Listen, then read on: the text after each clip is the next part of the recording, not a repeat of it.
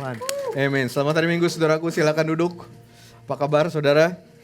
Senang sekali saya bisa berbagi kepada saudara pada pagi hari ini. Kita melanjutkan masih dalam seri Design for Relationship. Kita diciptakan, kita didesain untuk membangun hubungan, untuk mempunyai hubungan satu sama lain.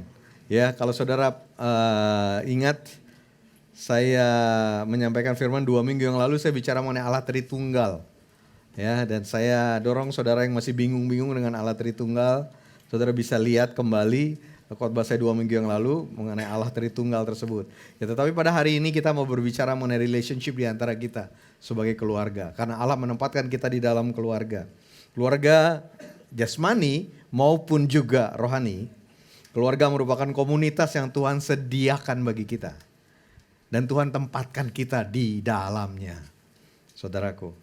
Dan di dalam keluarga ini kita bertumbuh, kita berkembang. Kita juga mendapatkan perlindungan. Saya tahu bahwa dalam kenyataan kehidupan kita ada hal-hal yang tidak seharusnya terjadi, tetapi terjadi. Di dalam kehidupan keluarga, sesuatu yang negatif, sesuatu yang tidak enak, saudaraku. Itulah kenyataannya. Dan ini kita tahu ini diakibatkan oleh dosa, tentu diakibatkan oleh kelemahan kita satu sama lain. Tetapi tetap desain Tuhan. Keluarga itu Tuhan yang desain, saudara. Amin. Ini bukan institusi buatan manusia, reka-rekaan kita sendiri. Enggak, ini institusi Tuhan. Tuhan yang ciptakan keluarga. Dan Tuhan tidak pernah berubah. Walaupun kita jatuh dalam dosa, kemudian keluarga bisa yang seharusnya menjadi tempat proteksi, tempat perlindungan, tempat kita bertumbuh, kita berkembang. Tapi kemudian somehow berubah menjadi tempat di mana kita disakiti, kita merasa tidak aman. Karena dosa, karena kelemahan. Tetapi sekali lagi tidak membatalkan desain awal Tuhan di dalam konteks mengenai keluarga. Sebagai komunitas yang aman dan memberi perlindungan kepada kita. Nah, saya percaya melalui kematiannya, melalui kebangkitan Yesus di kayu salib. Kematian Yesus di kayu salib, kebangkitannya. Tuhan Yesus menebus, Tuhan Yesus memulihkan fungsi, peran, tujuan keluarga. Baik jasmani maupun rohani. Itu kenapa di dalam keluarga hubungan satu sama lain. Hubungan kita satu sama lain, saudara, itu sangat penting. Dan itu layak untuk kita perjuangkan. Fight for it untuk hubungan kita. Nah, pada waktu Tuhan Yesus, kita masuk ke firman Tuhan. Pada waktu Tuhan Yesus memanggil kita menjadi murid dia, mengikut dia. Sadarkah saudara bahwa Tuhan Yesus tidak pernah memanggil kita ke dalam suatu hubungan yang hanya saya dengan Tuhan saja. Tuhan panggil kita, Tuhan mau kita mengikut dia. Itulah firman Tuhan. Kitab Matius, mari ikutlah aku. Tuhan mengajak orang untuk mengikut dia. Tetapi pada waktu Tuhan memanggil kita untuk mengikut dia, tidak pernah ke dalam satu hubungan hanya aku dan dia. Hanya Yesus dan kita. Satu hubungan yang begitu eksklusif. Tidak, saudaraku. Dia memanggil kita untuk mengikut dia. Dia memanggil kita untuk mengikut dia bersama dengan orang lain. Dia panggil Petrus, bukan cuma Yesus dengan Petrus saja kan. Dia panggil Petrus untuk Petrus juga bersama-sama dengan murid-murid yang lain. Ada Yakobus, ada Yohanes, ada Andreas, ada yang lain lagi, saudaraku. Sehingga perjalanan kerohanian kita, sebagaimana perjalanan murid-murid Yesus pada waktu itu, merupakan perjalanan mengikuti Yesus bersama dengan orang lain. Mari kita tangkap konsep ini. Konsep ilahi ini tidak pernah berjalan bersama saya hanya dengan Tuhan saja, berdua saja. Tidak. Tuhan memanggil kita. Dan perjalanan kerohanian kita sekali lagi perjalanan mengikuti Yesus bersama dengan orang lain. Yang menjadi keluarga rohani. Nah, kita akan melihat dinamika yang terjadi. Dinamika di antara hubungan para murid yang mengikuti Yesus ini. Karena mereka gak mengikuti Yesus sendiri-sendiri. Saudara, kalau kita ikut Yesus sendiri mungkin jauh lebih gampang ya. Artinya kita tidak punya masalah dengan orang lain. Kita nggak akan berselisih dengan orang lain, nggak bertengkar dengan orang lain. Gitu ya. Jadi kalau coba hubungannya itu cuma dengan Yesus dengan saya, wah aman dah, kita nggak akan ribut. Tapi persoalannya justru di situ, Tuhan tidak memanggil kita cuma untuk berdua aja. Tuhan memanggil kita dan bersama dengan orang lain. Nah, bersama orang lainnya ini sering terjadi korslet kan. Terjadi pertentangan, terjadi perselisihan. Begitu. Nah, ini yang kita mau lihat. Dinamika hubungan di antara para murid Yesus yang mengikuti Yesus.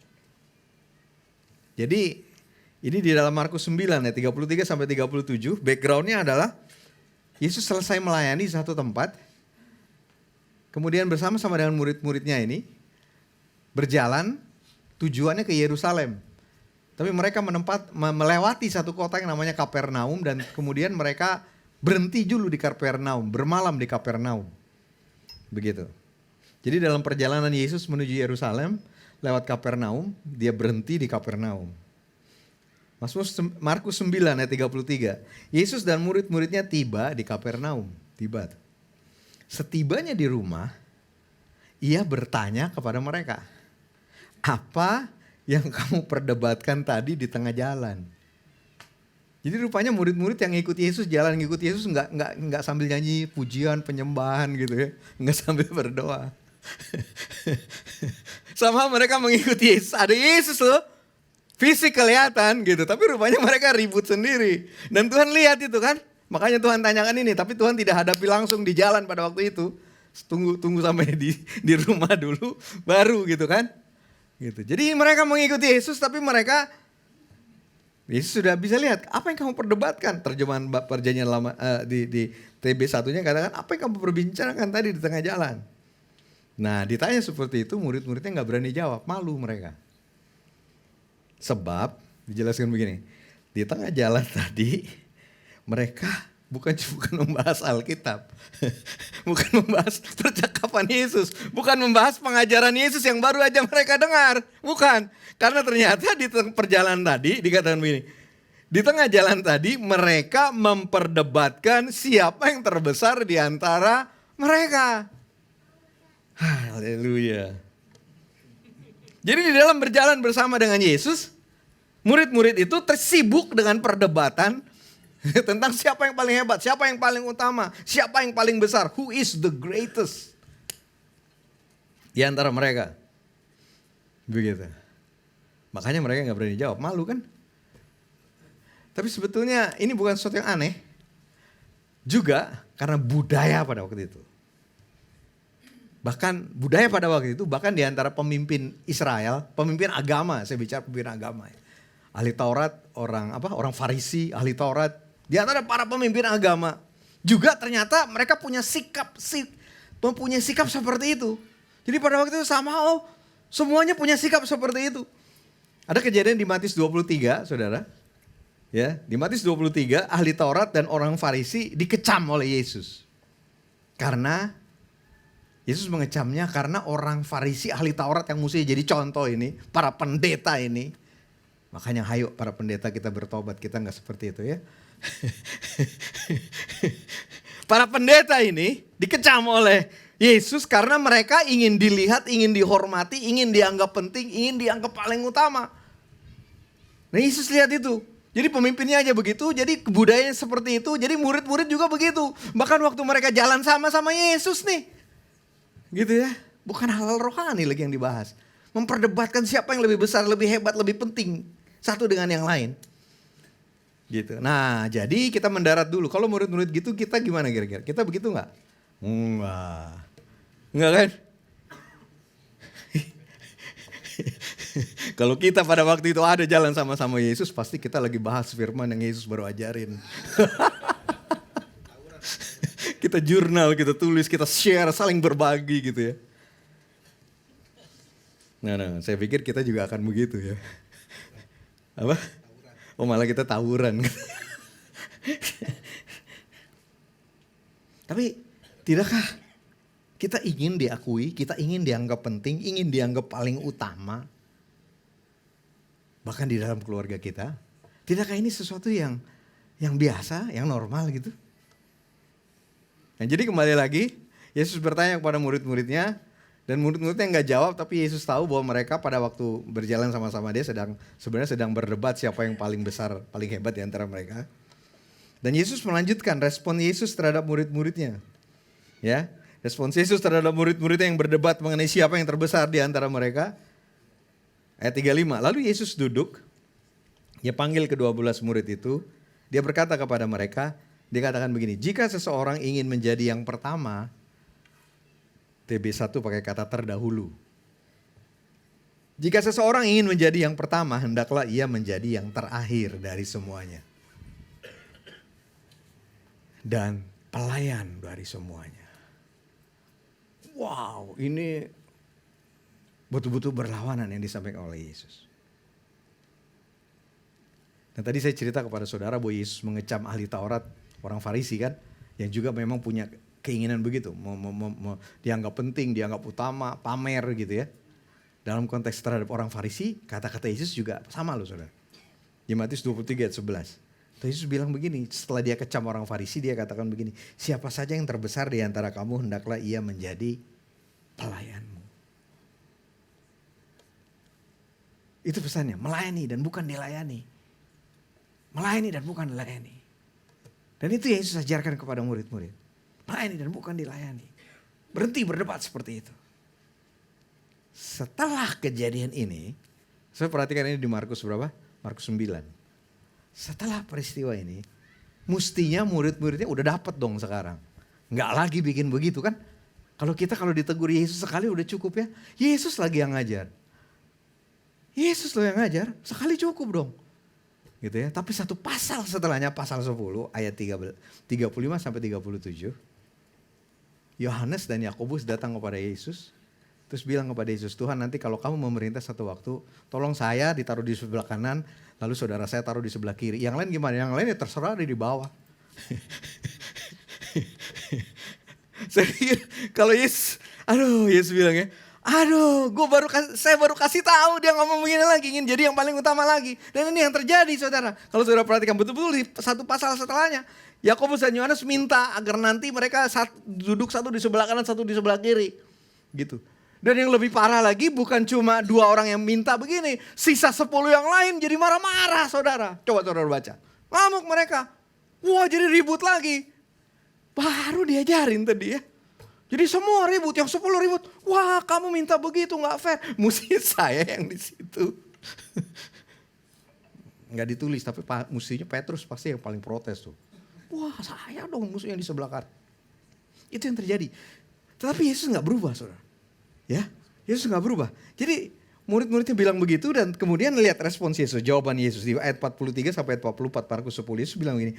Yesus bilang lagi nih, gak bosan nih, dia sampaikan lagi. Siapa saja yang ingin menjadi besar di antara kamu, hendaklah ia menjadi pelayanmu. Siapa saja yang ingin menjadi pertama, menjadi terkemuka di antara kamu, hendaklah ia menjadi hamba untuk semuanya. 2 kali paling enggak. Udah mestinya nangkep dah murid-murid. Ya, kemudian saudara tahu ada cerita sebelum Yesus pergi ke Taman Getsemani, kemudian dia ditangkap di Taman Getsemani. Udah mau ditangkap nih Yesus.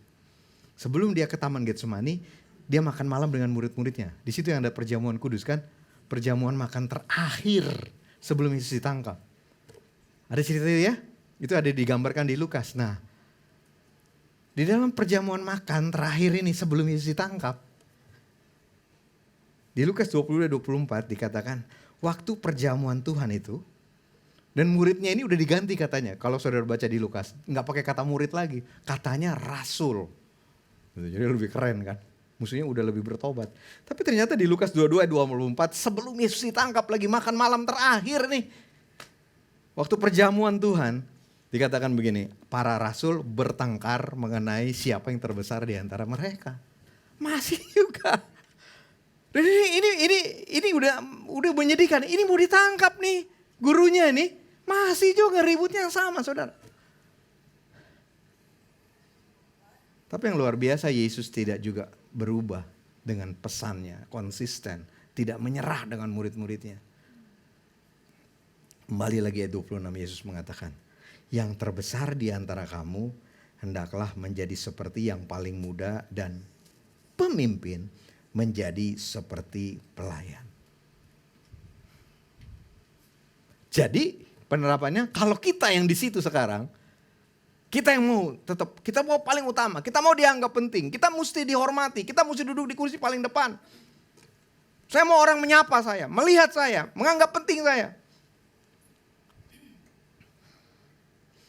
Saya mau katakan kepada saudara jawaban Yesus, kata-kata Yesus kepada saudara pasti sama juga.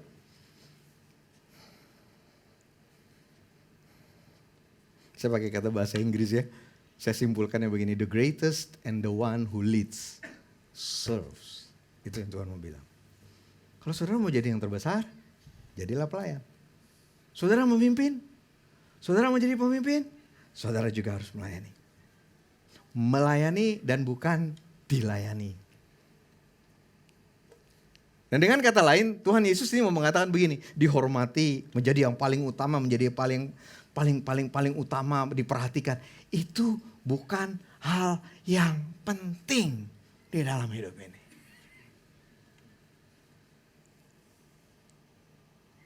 Amin. Nah, itu yang terjadi kan? Kemudian bagaimana Yesus mempraktekkan pengajarannya ini? Ini juga menarik, bagaimana dia mempraktekkan ini. Bagaimana dia memberi contoh. Dia udah katakan ini ya, berkali-kali dan dia katakan lagi gitu ya. Terus kita kembali ke Markus 9, bagaimana dia memberi contoh dari apa yang dia katakan ini. Bahwa kamu tuh mestinya melayani bukan dilayani. Bahwa dianggap yang paling utama, dihormati itu bukan yang paling penting gitu ya. Terus contohnya di ayat 36 Markus 9. Dikatakan begini, lalu Yesus mengambil seorang anak kecil dan menempatkannya di tengah-tengah mereka. Jadi bukan cuma ambil, sengaja kan, dipamerin kan. Diambil, ditaruh di tengah-tengah mereka. Dan ini bukan cuma anak. Gitu. Jadi kata-katanya bukan Yesus mengambil seorang anak, enggak. Dikatakan apa? Yesus mengambil seorang anak kecil. Saya nggak tahu anaknya lagi pilek apa enggak, ada ingusnya meler apa enggak. Bisa jadi kan? Bisa jadi kan?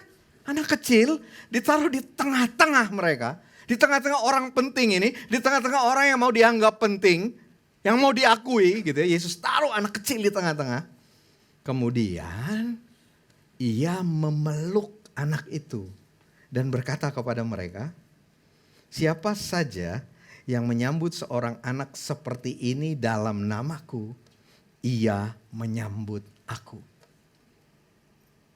Siapa yang menyambut aku, bukan aku yang disambutnya, tetapi dia yang mengutus aku.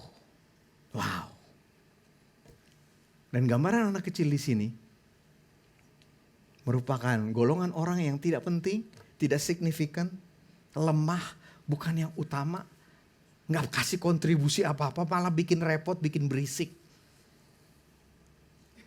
Mengganggu. Sehingga, saudara ya, perhatikan ya, bahkan setelah cerita ini, ya, ada cerita murid-murid melihat anak-anak mengganggu sehingga pada waktu orang tua mau bawa anaknya itu kepada Yesus, dicegah sama murid-muridnya, dimarahin, diusir, nggak boleh. Ayat 13-14, pasal 10 dari Markus. Itulah gambaran anak kecil.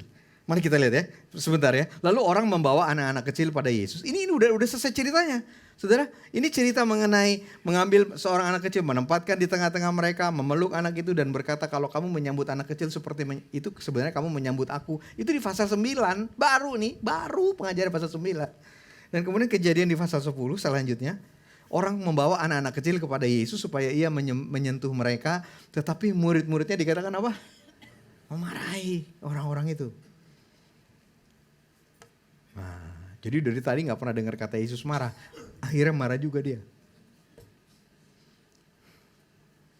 Melihat hal itu, Yesus marah dan berkata kepada mereka, biarkanlah anak-anak itu datang kepadaku, jangan halang-halangi mereka. Sebab orang-orang seperti inilah yang memiliki kerajaan Allah. Itu kenapa kita perlu menghargai setiap guru-guru sekolah minggu, kids church. Teachers, guru-guru, kids church. Ya. Ini pelayanan anak kecil ini nggak gampang, saudara. Ya. Saya pernah ada satu anak muda yang mau deh yang lain di kids church gitu. Terus setelah beberapa minggu dia protes sama saya. Nggak jadi dah. Soalnya kerjaan saya cuma setiap sekolah minggu nganterin anak itu ke toilet. Nungguin, balik lagi. Tapi ini menandakan betapa mulianya itu. Saya mau ambil kata-kata begini, kesimpulan begini. Orang hebat, semua orang ingin jadi orang hebat. The greatest, orang hebat peduli terhadap orang-orang kecil dan tidak penting seperti anak-anak. Kenapa? Karena Yesus peduli terhadap mereka. Dan Tuhan sendiri yang mengatakan ketika kita peduli, kita menerima, kita menyambut orang-orang seperti itu, kita sebenarnya menyambut Yesus dan Tuhan sendiri. Jadi anak-anak ini merepresentasikan orang yang tidak penting, orang yang mengganggu, orang yang gak berkontribusi apa-apa.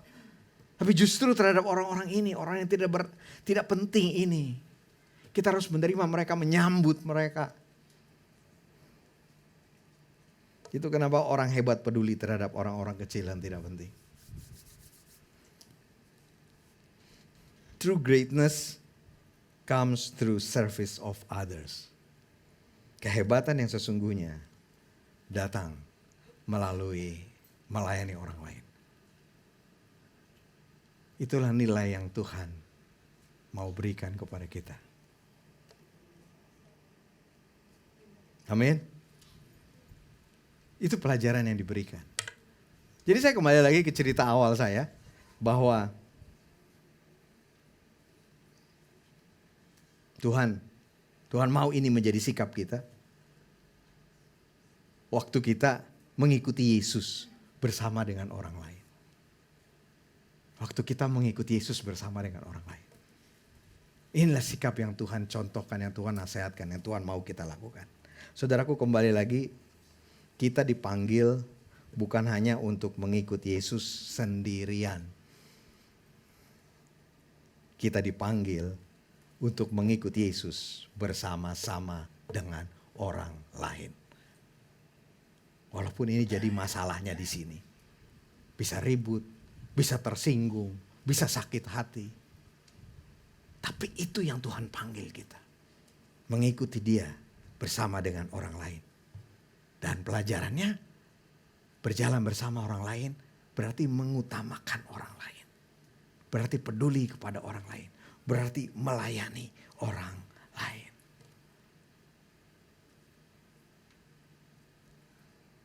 Filipi 2 ayat 3, bahasa Inggris ya. Yang lebih tepat dari ESV ini. Paulus mengatakan, do nothing from selfish ambition or conceit, but in humility count others more significant than yourselves. Amin, saudaraku. Inilah nilai yang Tuhan mau berikan kepada kita. Berlawanan dengan nilai dunia. Berlawanan dengan nilai keinginan kita. Jangan berbuat apapun dari ambisi egois atau kesombongan kita. Tetapi biarlah dalam kerendahan hati kita menganggap orang lain lebih penting daripada diri sendiri. Nilai ilahi yang berlawanan dengan nilai dunia. Mari kita terapkan di dalam kehidupan. Keluarga rohani. Saya seringkali mengatakan bahwa keluarga rohani itu Tuhan yang tempatkan kita, bukan pilihan kita. Sama dengan keluarga jasmani. Keluarga jasmani ini Tuhan yang tempatkan, bukan pilihan saudara. Ya, tidak ada seorang pun anak yang lahir milih-milih saya mau orang tuanya yang itu. Itu Tuhan yang tempatkan. Udah itu yang terbaik, berarti Tuhan tempatkan kamu di situ. Saya percaya analognya begitu juga dengan keluarga rohani. Ada banyak orang yang mencari gereja yang sempurna. Kalau saja ada gereja yang sempurna, begitu dia datang ke situ jadi gak sempurna. Karena dia pasti gak sempurna.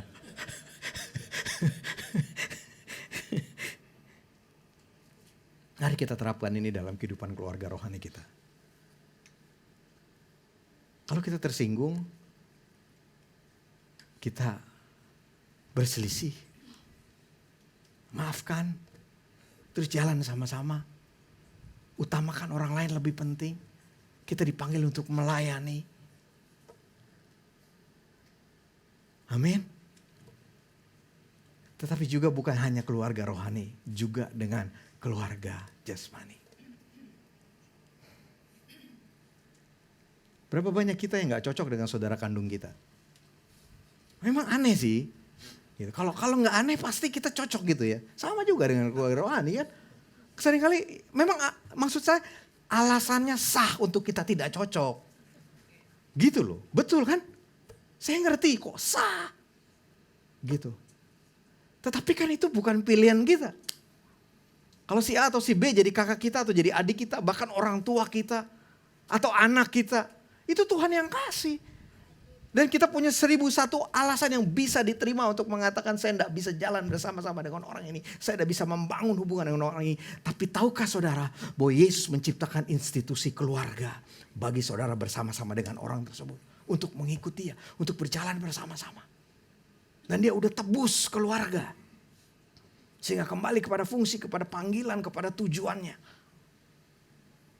Sebagai tempat di mana kita bisa berinteraksi, kita bisa membangun hubungan. Saya tahu tidak gampang. Terutama keluarga. Siapa orang yang paling sering menyakiti saudara? Siapa orang yang paling sering menyakiti saudara?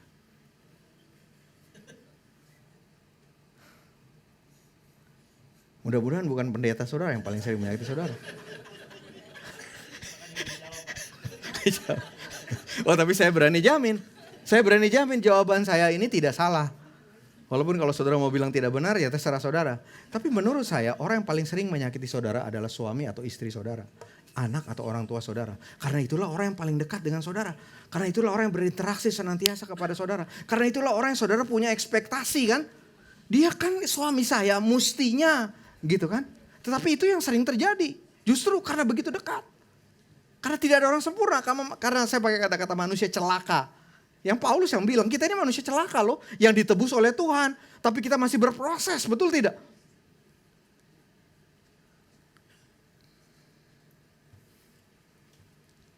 Tidak mudah.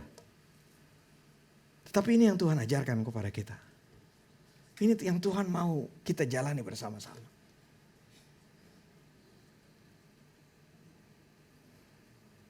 Dan saya mau beri pengakuan dosa, kesaksian pribadi. Saya udah minta izin walaupun gak lengkap izinnya. Saudara, saya punya adik perempuan 1. Kami cuma 2 saudara. Bagaimana saudara bayangkan hubungan saya dengan adik saya waktu saya kecil? Kecil ya? Saya kecil ya, jahat banget saya.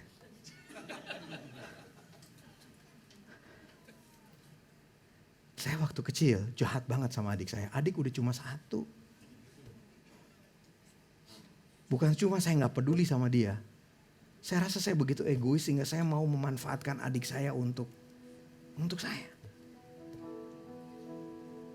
Waktu kecil saya merupakan contoh yang tidak baik. Sikap seorang koko terhadap adiknya, kakak terhadap adiknya.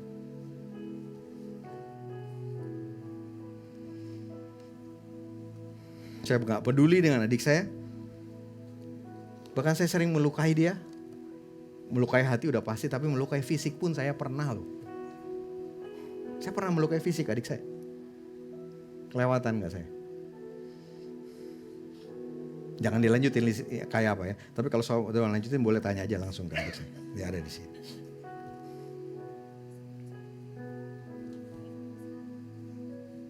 Tapi saya mengucap syukur adik saya mengampuni saya. Memaafkan saya. Dan saya mengucap syukur Tuhan merubah saya. Sehingga saat ini kami punya hubungan yang dekat, yang baik. Tampilkan fotonya bisa. Foto ini diambil beberapa waktu yang lalu di Pineng. Waktu saya menemani adik saya membawa suaminya, Pak Mul, berobat dan dioperasi di Pineng. Ada waktu-waktu di mana saya hanya mendampingi mereka. Dan setelah seharian menjaga, mengurus Pak Mul, kemudian kami pulang ke hotel. Dalam perjalanan pulang kembali ke hotel kami mampir di satu restoran, kami makan berdua. Saya posting ini di Instagram. Yang saya katakan di Instagram yang saya tulis.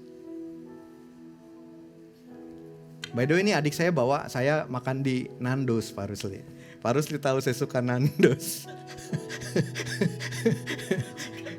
Apa? Peri chickennya Nando's itu yang paling enak saudara. Oke. Oh sorry. Saya nggak iklan tapi nggak ada di Indo soalnya. Adik saya bawa saya makan di sini. Walaupun dia lelah, saya tahu dia lelah, diajak saya makan. Tapi ini yang saya tulis di Instagram saya. Masing-masing kita Kita udah tua sekarang ya. Masing-masing kita mengalami banyak hal di dalam kehidupan kita masing-masing. Saya punya pergumulan, saya punya tantangan. Adik saya juga punya pergumulan, punya tantangan. Dan pada waktu itu suaminya Pak Mul harus dioperasi. Dan seringkali apa yang masing-masing kita hadapi tidaklah mudah atau sangat sulit. Tapi kita terus saling menguatkan kepercayaan kita kepada Tuhan. Tapi kita terus saling mendukung, kita terus saling mendoakan. Thankful for siblings, saudara.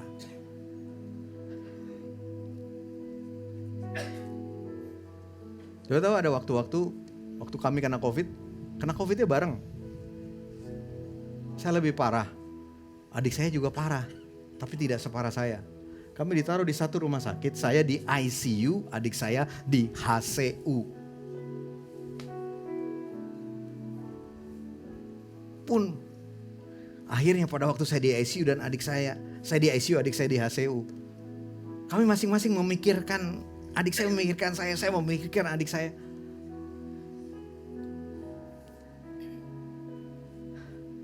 Saya pernah buat kesalahan. Tapi saya mau pastikan berhenti, enggak lagi bikin kesalahan itu. Saya mau mengasihi adik saya mau membantu adik saya mau mendukung adik saya. Dan itu juga yang dia lakukan terhadap saya.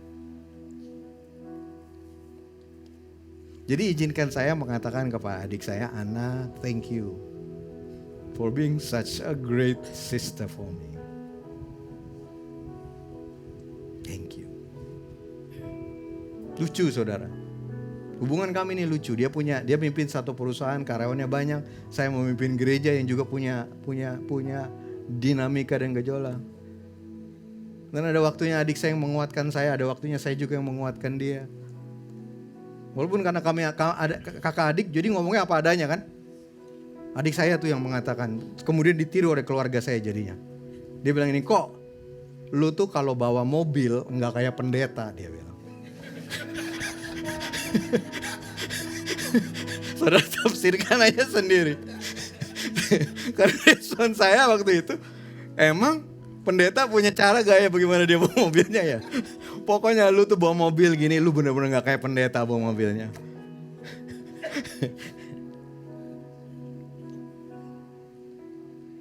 Mari hargai hubungan. Tidak ada satupun yang kebetulan. Walaupun orang yang kita jalan bersama-sama mungkin tidak mudah. Saya tahu tidak mudah. Tapi inilah yang Tuhan mau bagikan kepada kita. Perhatikan saudara kita. Bersedia berkorban buat dia. Amin. Karena Tuhan melakukannya buat kita. Kita doa ya.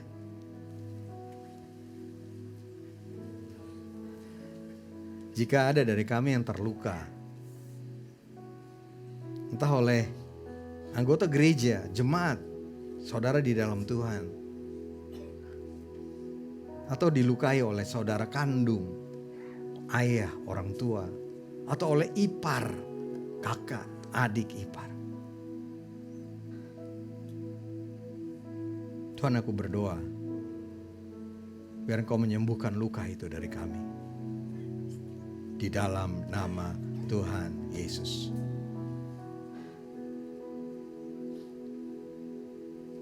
Tuhan, aku berdoa biar kami bisa menjadi pribadi yang mudah mengampuni, memaafkan. Buat kami menjadi pribadi yang punya kebesaran hati untuk menerima orang lain apa adanya mereka. Bahkan mengutamakan mereka, melayani mereka, menganggap mereka lebih utama. Dengan meninggalkan semua selfish, egoisme kami Tuhan. Aku berdoa sembuhkan luka hati kami yang pernah dilukai oleh orang yang paling dekat dengan kami. Baik secara rohani maupun jasmani. Di dalam nama Tuhan Yesus. Dan aku berdoa biar firman ini terus berbicara kepada kami. Aku berdoa ada breakthrough dalam hubungan-hubungan yang terjadi. Ada pemulihan dalam hubungan. Di dalam nama Tuhan Yesus. Biar kami menggunakan waktu kami untuk kami berjalan bersama-sama. Tidak menyerah, tidak keluar, tidak mengundurkan diri.